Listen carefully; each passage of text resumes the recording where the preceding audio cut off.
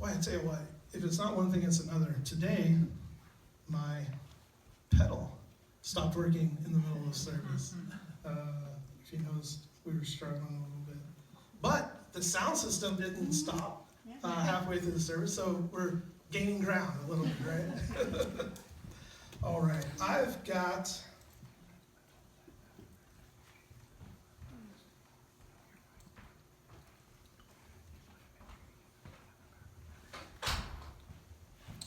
David, fix me. Give me online. All right. So this morning, I want to talk to you guys about, I don't know, does anyone want to take a wild guess what the theme is today? Fire. What is it? Fire. It's fire. How'd you guess? Good. So it's about fire. There's a quote. I gave you like a John Wesley quote at the beginning of worship. But there's a quote that I like even better. How many of you guys know a guy named A.W. Tozer? A.W. Tozer. If you don't know him, here's my recommendation. Go buy yourself an A.W. Tozer book. Doesn't really matter what it is. Go buy yourself an A.W. Tozer book. Get yourself a highlighter. But start out only highlighting the things that you don't really want to think about. Because you will save yourself several highlighter pens just by highlighting the stuff that's just throwaway. Because 94% of the book, it's like, oh, that's a quote. Oh, that's a quote. And so here's a quote from A.W. Tozer. Current evangelicalism has laid the altar and divided the sacrifice into parts, but now seems satisfied to count the stones and rearrange the pieces with never a care that there's not the sign of fire atop lofty Carmel. This is a story, thank you, David, for my notes. Beautiful. This is A.W. Tozer here is talking about a story of a prophet named Elijah in the Bible. And Elijah goes up on a mountain called Mount Carmel. And he has like a cage match with the prophets of Baal, right? And he says, we're going to settle this by fire. And what A.W. Tozer here is saying, he says, current evangelicalism, we've laid the altar and we've divided the sacrifice into parts. That's the good thing. That's what we're supposed to do. But then it says, but now seems satisfied to just count the stones in the altar and just rearrange the pieces and make sure we get the stage and lights just right and we have the best VBS program. But there's not a sign of fire on top of lofty Mount Carmel. I'm going to give you a sneak peek behind what's actually getting ready to happen here. Elijah gets up on Mount Carmel, and there's two groups of people. There's Elijah, who's on the side of God, or Yahweh, and then there is the prophets of Baal, who are on the side of this false god named Baal, or Baal. And so Elijah says, we're gonna have a test. We're going to see whose God is real, and the God who answers by fire, he is real. But we've become so accustomed in our life to not having fire that we've replaced true Christianity. We've replaced a true expression of what God intended for our life to look like with just going through the motions and rearranging the pieces and counting the stones.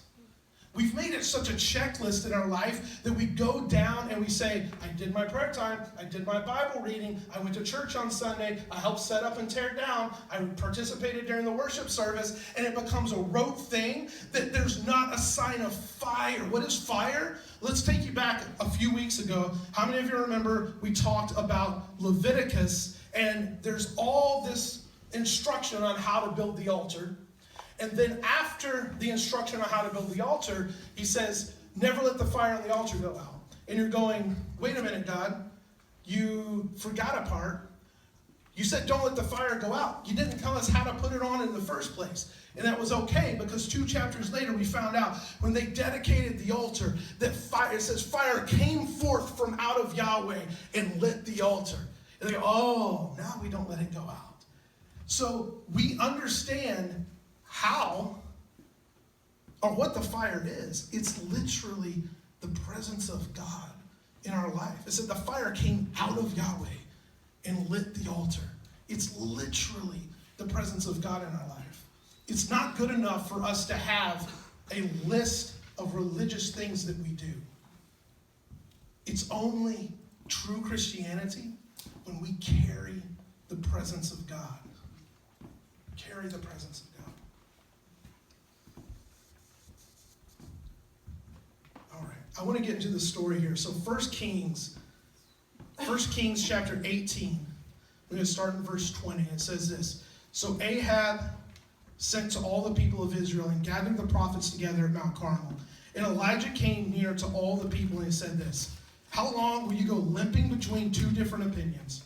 If the Lord is God, then follow him. If Baal is God, then follow him.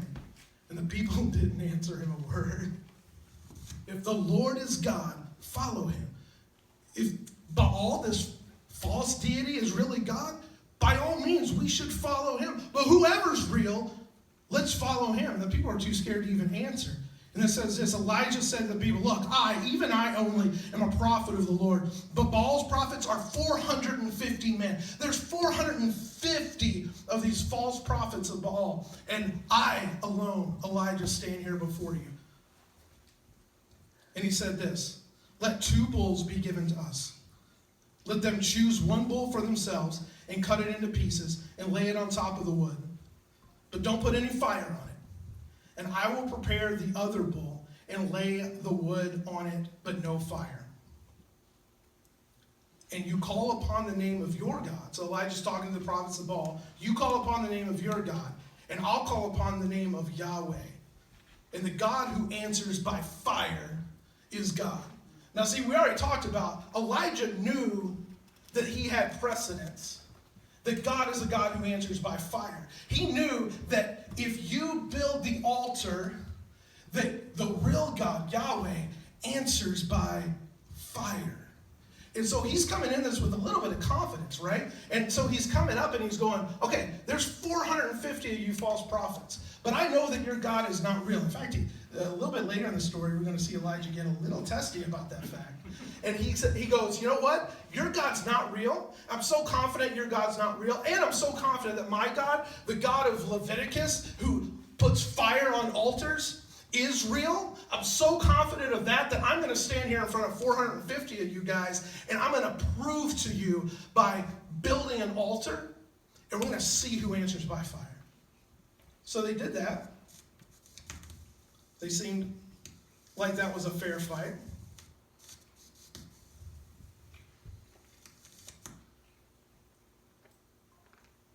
And so he was counting on God to answer by fire. Now, I've got 8 truths. I'm going to go through this as quickly as I can, but we've got 8 truths here about altars. And the number 1 truth is that fire comes from God. There's a couple of guys who learned that the hard way in the Bible. If you go back to Leviticus chapter 10, Nadab and Abihu, they're the sons of Aaron, they said that each one of them took a censer and they put fire in it. And they laid the incense on it, and they offered unauthorized fire from before the Lord, which he had not commanded them to do. And it says, then fire came out from before the Lord and consumed them, and they died before the Lord. All right? So number 1 rule about altars is that fire comes from God. We don't put the fire on the altar ourselves. We don't conjure up in our own strength or in our own mind or a fantasy land of the fire. Like we see. I've been around the charismatic church long enough to see enough Nadab and Abihu false fire on the altar, right? People who are going to put their charismatic gift, their charisma with their people, their ability to move a crowd, and make that seem like it's the fire of God, and it's really just the fire of their personality. And then we have cult followings of people claiming to be Christian leaders who are nothing more than Nadab and Abihu, who are putting false fire on the altar. So number 1 rule about altars is what? Fire comes from God. From God.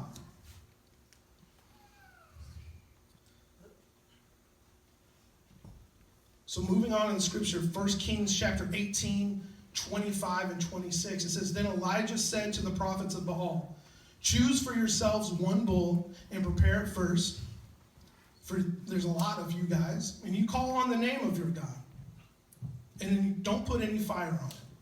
And so they took the bull that was given to them, and they prepared it, and they called upon the name of Baal from morning until noon, saying, oh, Baal, answer us. But there was no voice, and there was no answer. And they limped around the altar that they had made. So altars and their sacrifices are always prepared in the name of someone. All right, so point number 2 is that altars are for the glory of the name of the Lord. So what do we see here? We see the prophets of Baal. They built an altar in the name of Baal. And Elijah builds an altar in the name of Yahweh. So altars are always built in the name of someone. But how often do we build altars in the name of Tom, in the name of Mariah? How many times do we build altars in the name of Michael? We go, you know what? I'm going to study the scripture real good this week so I can teach a message that everyone's going to be impressed with, and they're going to want to know my opinions about everything. Or I'm going to worship real exuberantly because then people will think I'm super spiritual and they'll want me to pray for them. Or I'm going to post all the latest prophetic words on Facebook because I'll get more followers that way, and they'll think that I'm closer to God. And what did we just do? We just built an altar in the name of Tom. Altars are to be built in the name of Yahweh alone. And I want to actually talk about one specific thing. This will be controversial for some of you, but we have this phrase in charismatic church that worship is our warfare. And now I'm okay, if we understand what that means, right? But this can oftentimes fly right in the face of the idea that altars are for the glory of the name of the Lord, right? Because what we end up doing is we make worship be something that is a means to an end. It's a tool that we're using to go, you know what I'm going to do? I'm going to get my way in this situation by using worship. And worship was not that. Now, the warfare aspect of worship is a byproduct of worship. But it's because when God inhabits the praises of his people, he comes with victory in his hands. The Bible says he rises with healing in his wings. So it's a byproduct of worship. But when we make the warfare the name in which we're building the altar, we're doing a disservice to God and we're tainting our worship. So when we say that worship is our warfare, no, worship is the only legitimate response to seeing God. Period. If it becomes anything else, it ends up looking like this. Honey, I love you. I really love you. I really, really love you. Can I buy a guitar? Or can I buy a hunting rifle? Or for Michael, can I buy a socket set? Right? And so, it gets a little twisted, right? Do you think that if every time I come to my wife, I'm like, oh, I really love you, she's going to get to the point that she's like, what do you want? Is it a telly or a Strat this time? How many guitars do you need? Our worship is not to get a thing. It is not warfare. Our worship, our altar is for one thing, the glory of the name of the Lord. That's it.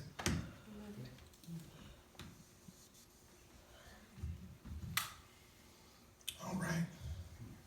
Keep reading. We're on verse 27 now, I think.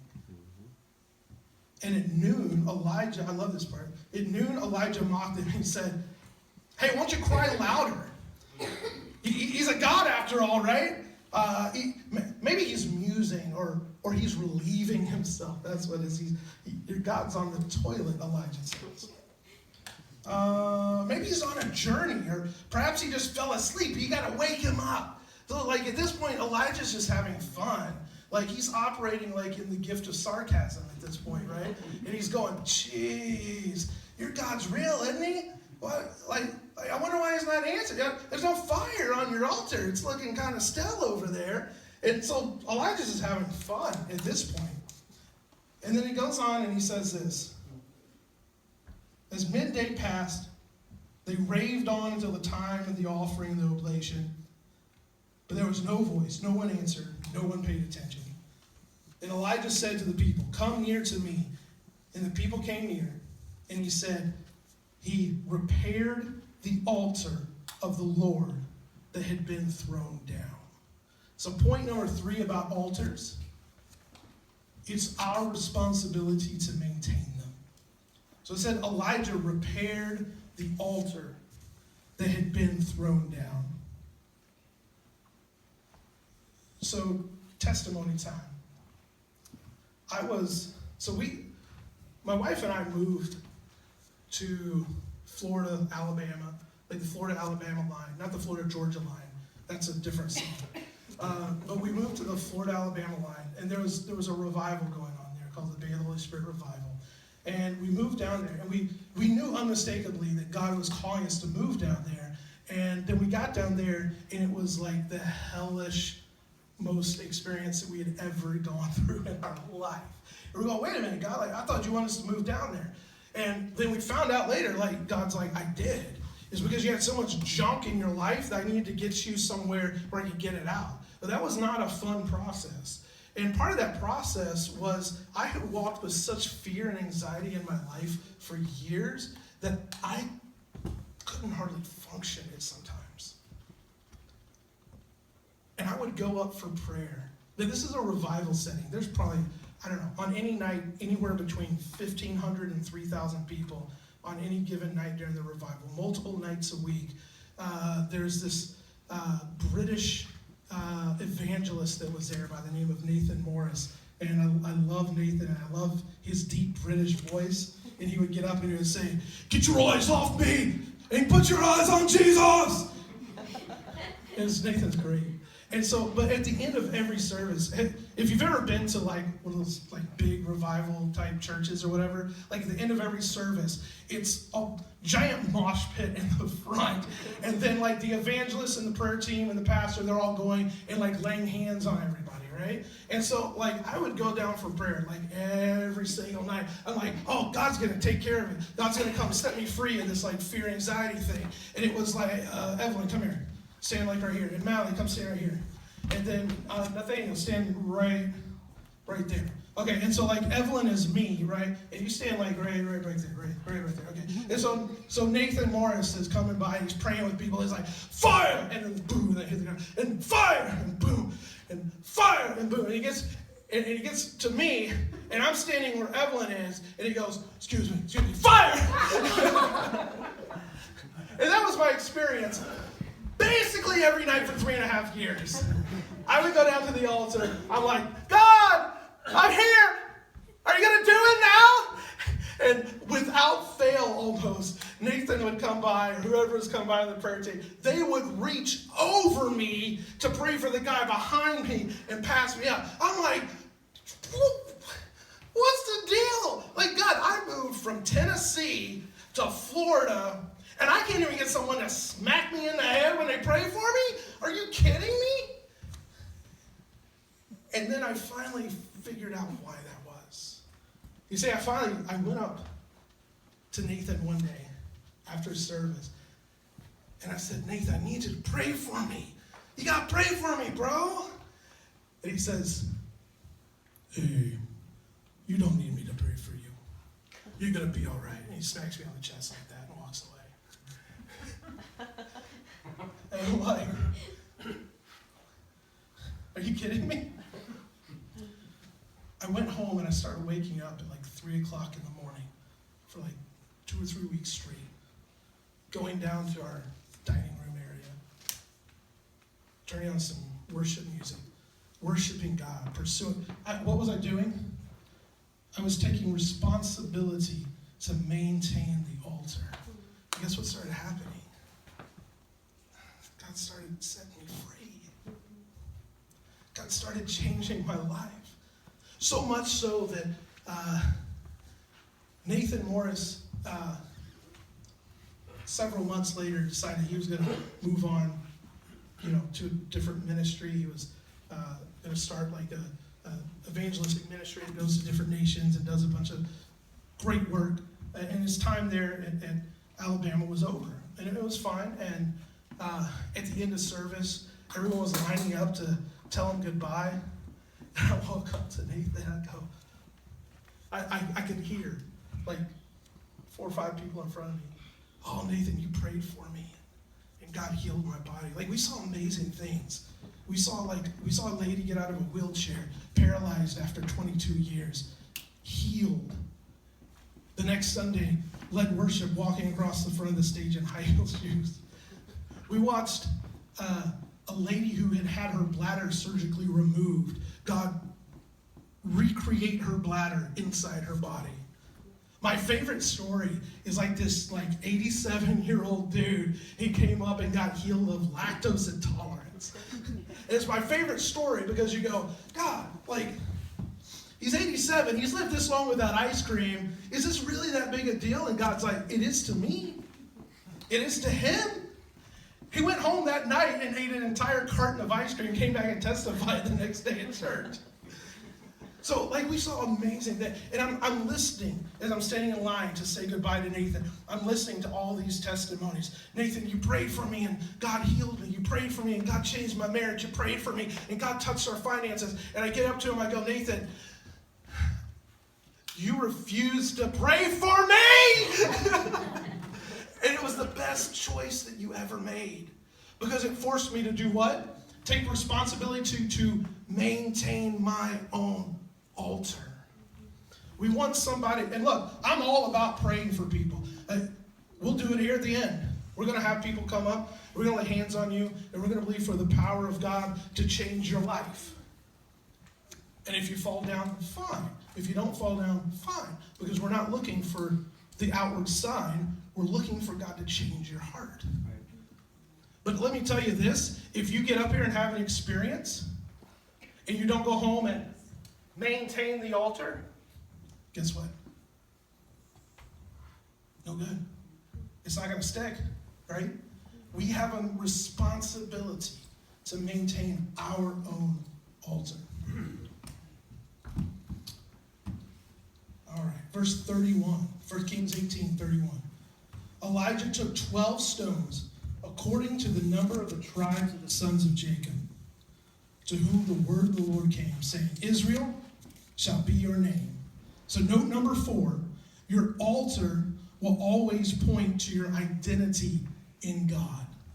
Your altar will always point to your identity in God. So what does it say? It said Elijah took 12 stones according to the number of the sons of Jacob, where the Lord came to, saying, Israel shall be your name. Now, if you guys were here 2 weeks ago, you know this story very well, right? Israel shall be your name. What was the story?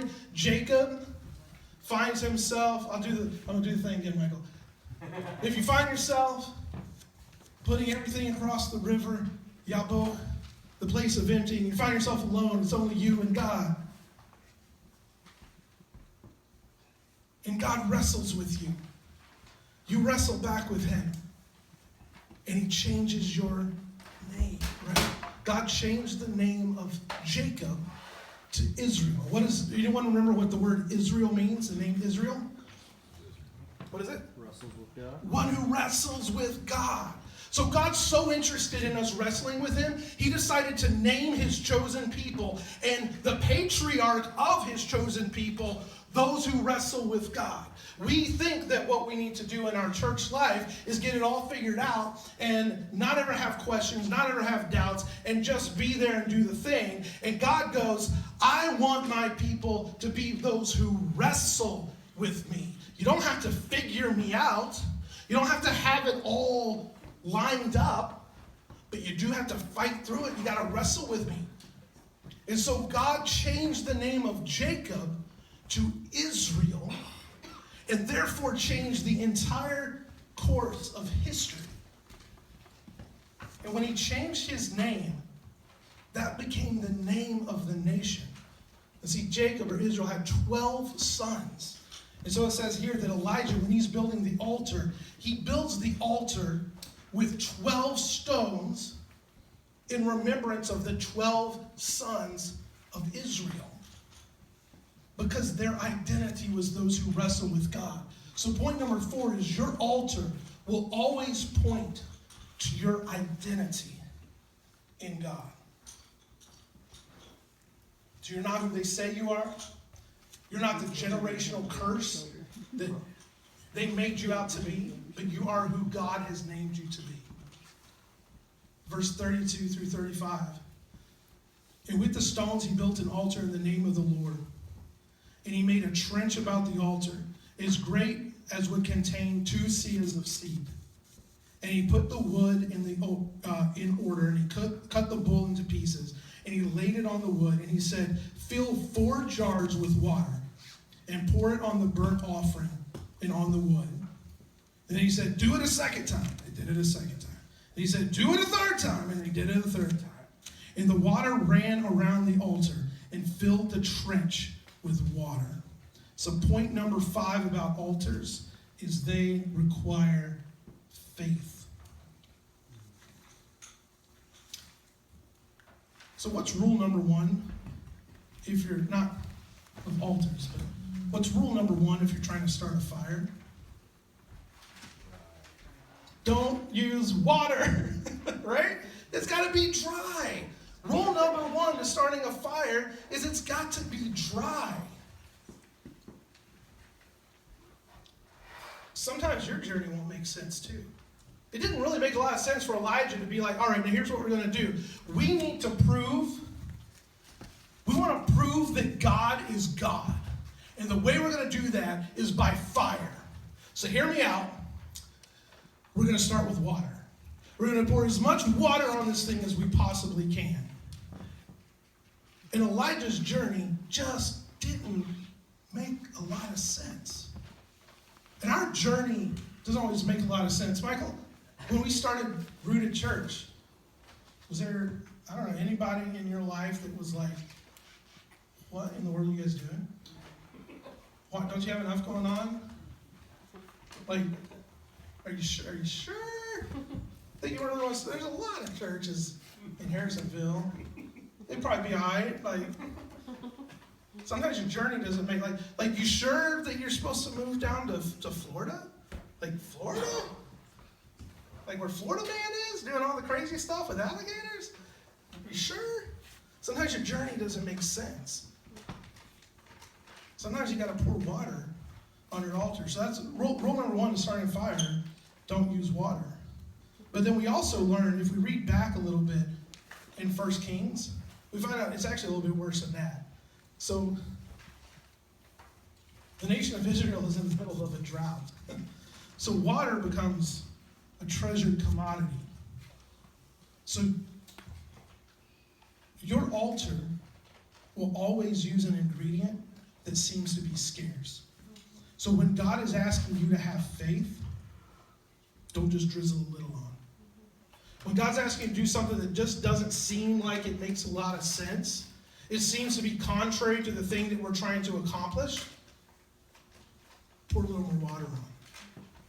It said Elijah said, do it a second time. So they did it a second time. Elijah said, do it a third time. They did it a third time. Until this precious commodity that's required for life, that is in scarce condition, is now flowing all over this altar and filling the trenches. It didn't make sense, but it required faith. And so at the time of the offering of the oblation, Elijah the prophet came near and said, O Lord God of Abraham, Isaac, and Israel, let it be known this day that you are God in Israel, and that I am your servant, and that I have done all these things at your word. So answer me, O Lord, answer me, that this people may know that you, Yahweh, are God, and that you have turned their hearts back. And then the fire of the Lord fell and consumed the burnt offering and the wood on the stones and the dust, and it licked up the water that was in the trench. So rule number 6 about altars is they are combustible. We are, church, we are not in the business of altar preservation. We are not here to keep our altar safe and pristine and clean and nice. We are here for one reason. We build an altar for fire. We build an altar for the presence of God to consume. What did it say? It said it not only consumed the offering, it consumed the wood, the stones, the water that had been poured on it. It will consume your faith. It will consume your identity. The fire of God will consume every single thing in your life. But we get in the business of altar preservation. We got to preserve our dignity. We got to preserve our pride, our reputation, our wealth, our sin. We want to preserve. See, we don't get exuberant in worship because we go, God, I got to preserve a little bit of dignity. There might be someone that sees me that knows me. And God's going, are you building an altar to preserve it? Or are you building an altar to let it burn?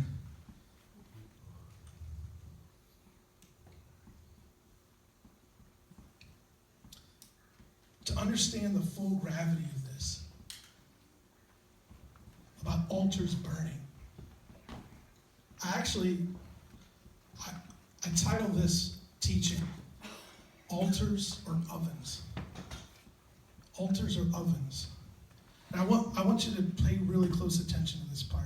If you don't get anything else out of tonight, out of today, I want you to get this part. See, Elijah is on Mount Carmel, building an altar before the Lord that fire is going to consume. And the prophets of Baal, do you know what their trademark abomination was? They had an oven that would burn, that they would stoke with fire, and they would take their little children, they would lay it on the altar as a sacrifice. They had an oven. How many of us are building altars, or how many of us are building ovens? Now you might say, well, what do you mean building an oven? I mean, I'm not offering up sacrifices of humans to false deity. No, but we sure do build ovens a lot in our life. Like we put the ingredients in that we want. We throw it in, 450 for 20 minutes. At 10 o'clock on Sunday morning. Ding! The timer goes off. Pull out our cake and eat it too. But we're not building ovens, are we? We're not building ovens, church.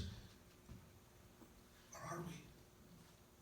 See, if we have determined what the ingredients are going to be, we've determined the time it's going to cook, we've determined the temperature it's going to bake at, are we making an altar, or are we making an oven?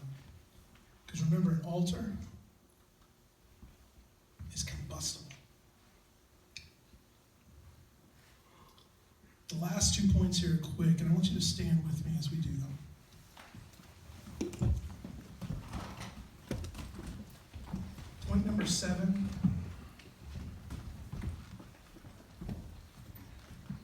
is that fire inspires worship.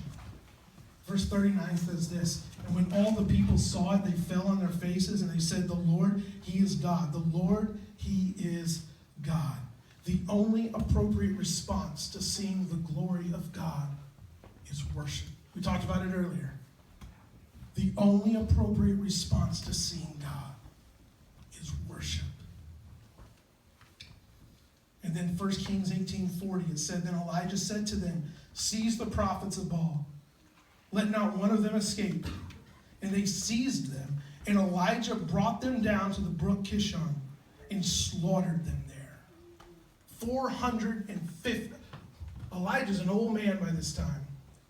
Took 450 false prophets down to the river and slaughtered them there. Yeah. Rule number 7 is that the altar will destroy everything that's artificial. So those false prophets were all killed by the true man of God, by the true prophet. Right. So altars kill what's artificial in our life. So this morning, I want to ask you this. We're going to have an altar call. If anyone knows any great worship leaders that want to come and become part of our family, we'd love it. But until then, we're gonna do this without music, with the old school way, just like maybe they did in Acts chapter 2. Yeah. Did you say or the 90s?